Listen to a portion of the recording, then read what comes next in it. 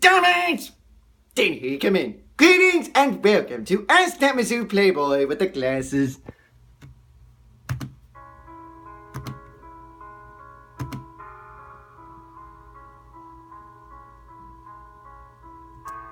How come you are still not getting views despite your Skype reunion?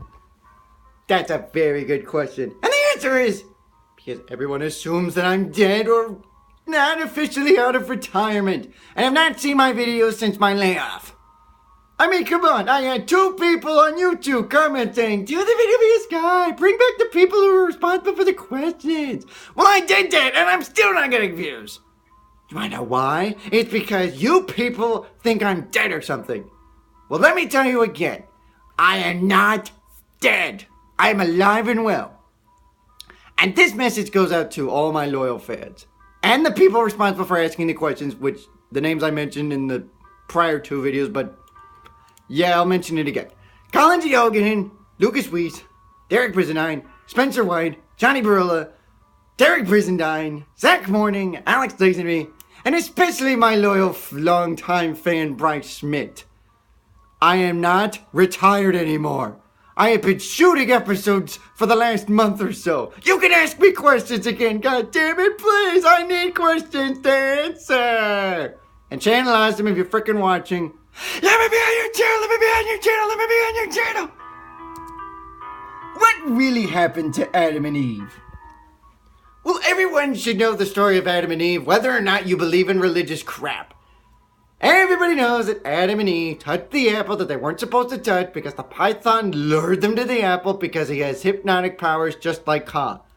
Maybe it was Ka's ancestor because no one could have persuaded them like Ka did. So that must have been Ka's ancestor. And Adam and Eve touched the apple and God gave them the bootarooty. Booted them out, essentially.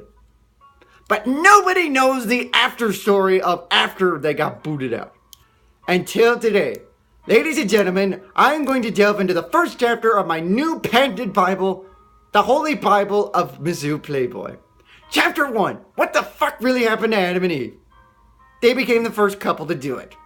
That's right. They beat out the cavemen and became the first people to have intercourse.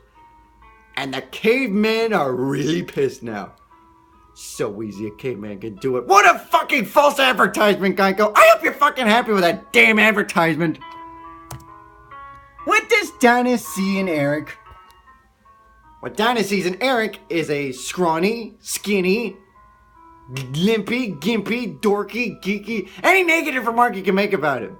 But the reason why they're going out with each other is because Eric is a kind, young, passionate man, which will lead him to nowhere. Seriously, that just allows people to push him around and let him be Mr. Punchbag Dummy. Here's what Donna should do. Dump that scrawny little ass and go out with me. Because not only am I also passionate and caring about others, I'm way tougher than that wimp of a loser Eric. And I can see the vision now. Donna, will you go out with me? Because I am a young, passionate young man that is way stronger than that loser Eric, and I can totally do whatever you want. I'll do anything for you. Oh, well, that's really, no, really anything. Yeah, I kind of get, no, seriously, anything. Oh, and with guacamole. Yes. Who's hotter, Donna or Jackie? Well, the answer's obvious. It's both. Now, I know what you're thinking. Why would you say that when it's an or question? Fuck you! I'm a Zoo Playboy. I can answer whatever the hell I want to answer. And if I say they're both fucking hot as equally hot, then goddammit they're equally hot. Besides, one is not hotter than the other. Have you seen those 2 together in that show? By golly, you would have orgy beyond your wildest dreams. Now, if you're wondering, how would I rate them on my patented scale? Which, by the way, I hope gets officially patented soon.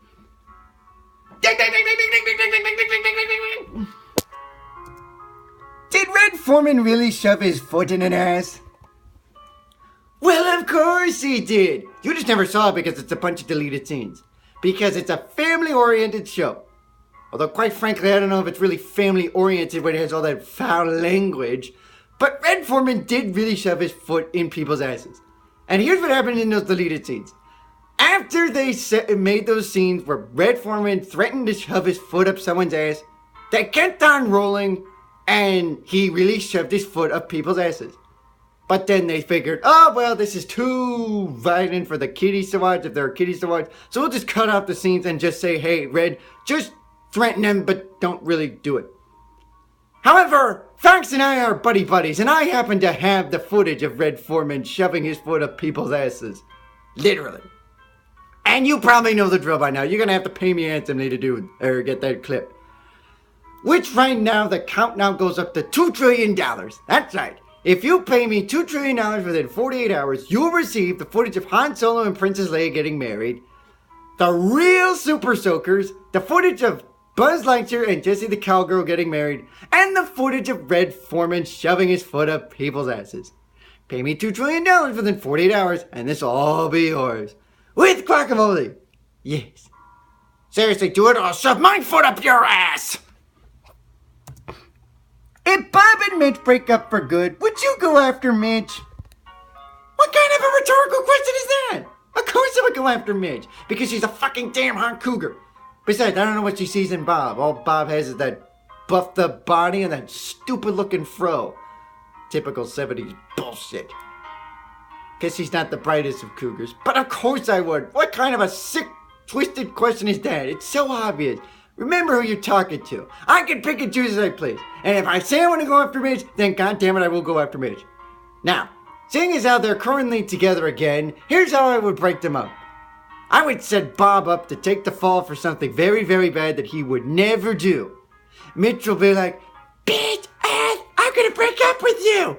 And then she'll come to me, because I will seduce her. With guacamole. Yes. Who would you have in your circle? Oh, you mean like what the guy said with their... Man, we're totally buzzed out, man. Okay, here's what I would have in my circle. Lori, Donna, and Jackie. That's right. Instead of having the circle go... My circle will be a wonderful foursome. I can already imagine it now. Because I already had that experience happen between those three. That's right. I had Lori, Jackie, and Donna do it with me. And I'm the first person to have a foursome. It was my crowning achievement that allowed me to win my Oscar for not being nominated for any Oscars, yet still able to win an Oscar. I'm yours, people! I will own an Oscar, and you will never have one. Ha! With guacamole. Yes. Do we know Fez's last name and where he is from? His last name is Rodriguez. He's from Cuba. That's right. He's the great son of the wonderful... Well, actually, not wonderful to Americans. Fidel Castro, the great Cuban dictator. That's right.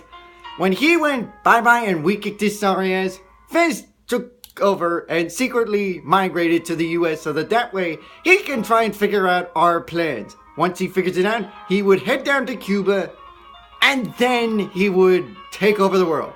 Sadly, he got too stoned for that to happen, so he's stuck being the poor immigrant person that is foreign. With guacamole! Yes. By the way, Fez should stop wearing that stupid fucking cologne. My god, it's mustard gas all over the place. Did Kitty learn her laugh from Mark Hamill? Well, who else would she have learned that laugh from? Mark Hamill is the king of the Joker laugh. Now, I know there are people that are going to say that Heath Ledger is the best Joker, but Mark Hamill could make a run for his money. Why? Because of his patented Joker laugh, which he shared his lessons with Kitty, and thus it made that a tradition for Kitty to laugh like that, like a maniacal fool. By golly, that was the only bright spot in that otherwise pathetic character. God. Oh, and the fact that she's hot too. With guacamole. Yes. But don't tell Red, he'll shove his foot up my ass. He's already done that plenty of times. And I enjoy the beating. How did Leo go from a war hero to a hippie? Seriously, what the fuck kind of question is that? That's so fucking obvious. He had too much But you probably didn't know how he did it. You might have seen the episode where he got taken away and never heard from him again until he became the hippie that he was today. Well, that's because I was driving that car. I took him to a secret location, said, hey, you want to have this? It'll make you feel real good. Besides, this is what you get for being a war hero. So he did. And that's why he went from war hero to degenerate hippie. You can thank me later. Yes. Whatever happened to Hyde's mother? Well, let's see. He's been on and off with his mother because his mother's been jailed, and she gets out of jail, then she's back in jail, then she gets out of jail, back and forth and back and forth and back and forth. But recently, she went to a health clinic in which I was one of the doctors that helped her, literally, if you know what I mean, and that ultimately got her thrown back in the slammer, where she now has to be forced to do it with her cellmates, which are all ladies. Poor Hyde. Now he has a lesbian mother who's transgender. Hey, if anybody should know about that, it's Caitlyn Jenner. Ah! I just burned the hell out of him or her. But I hope Hyde's mother's doing well with her lovely new roommates. With guacamole. Yes. This is that Mizzou Playboy with the glasses saying there's no such thing as a dumb question until you ask it. You dumbass!